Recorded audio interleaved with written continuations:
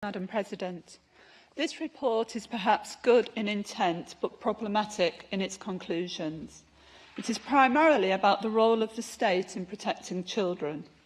I believe firmly that we must put children first and that this principle must not be compromised by a rigidly ideological commitment to the conservative model of the family. Children must come first.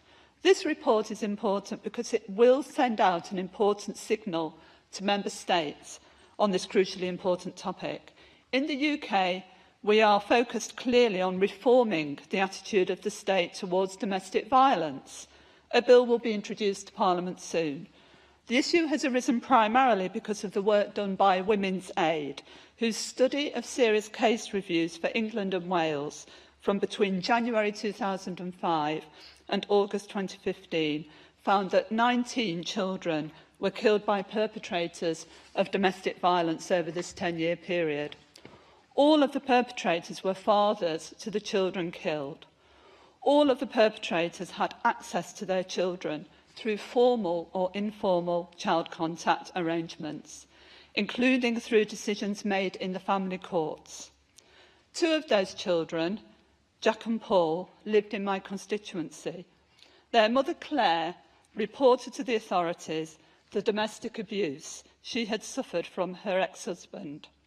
Despite this, the court granted him unsupervised access to the boys.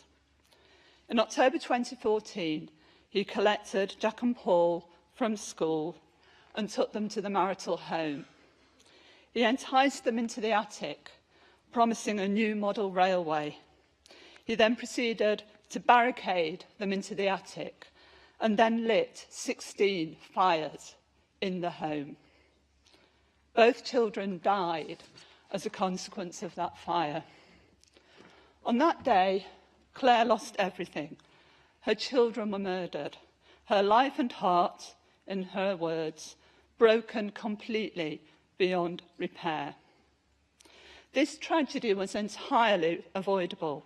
The state failed Jack and Paul and it failed their mother. And the only decent thing we can do is reform state agencies and the family courts to ensure that we do all we can to prevent harm to our children on the part of abusive parents. It may not be easy, but we must rise to the challenge. We must, for instance, challenge the cultural assumption that a man who is violent towards his wife or partner is no more likely than other men to harm his children. It is too late for Claire and her boys, but the best memorial we can create to the lives of Paul and Jack will be to act to make sure that we do put children first. And on that basis, I hope this report will be amended today to better fit that noble aspiration.